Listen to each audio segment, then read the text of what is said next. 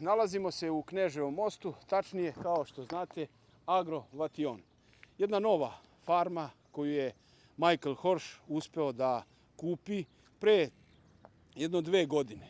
Kako i na koji način? Sve ćemo saznati ove detalje, ali najbitnije je da ova farma danas ostvaruje vrhunske prinose, kako u stočarstvu, tako u ratarstvu, ali zahvaljujući obradi sa svojim mašinama. Mašine Horsch, znate i sami, prisutne su u državi Srbiji, ali o tome da ne dužim, moramo znati kako i na koji način se vodi domaćinski firma, jer kada domaćinski radimo, onda i domaćinski postupamo.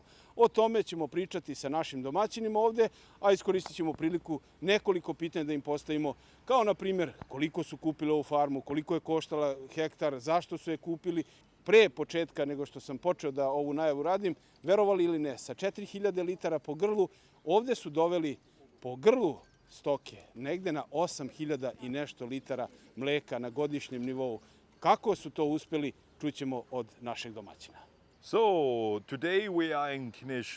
Trenutno se nalazimo u Knežmostu, mesto Knežmost, koje se nalazi nekih 60 km severno od Praga. Znači na 3300 hektara farmi koju je Horsch preuzeo pre 2 godine.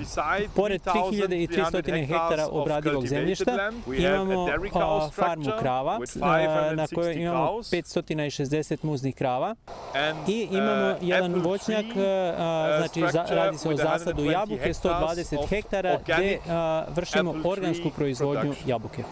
Kroz ove različite vidove poljoprivrede mi testiramo svoje nove mašine i donosimo nove proizvode, novu tehnologiju. Otkud ideja da se kupi i u kojoj fazi je bila kada ste preuzeli ovu farmu?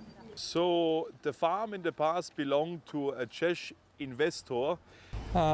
Farma je ranije pripadala jednom češkom investitoru koji se bavio pivarstvom i koji nije imao baš mnogo veze sa poljoprivredom.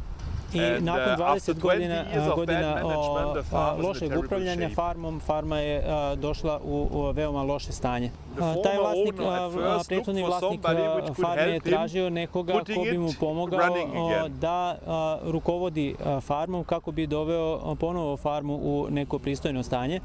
Ali nakon par minuta razgovora sa Michaelom Horschom došao je na ideju da proda farmu Mihajlu. I Michael je prihvatio deal.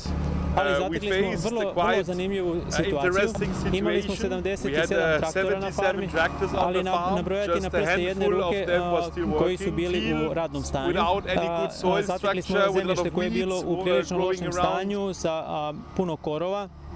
I zatekli smo mnoštvo objekata koji nisu bili održavani, koje je trebalo dovesti u stanje da mogu da funkcionišu ponovo. Na kraju krajeva to je bila jedna šansa za nas, znači da krenemo ponovo iz ničega i da napravimo nešto što izgleda kao što izgleda danas.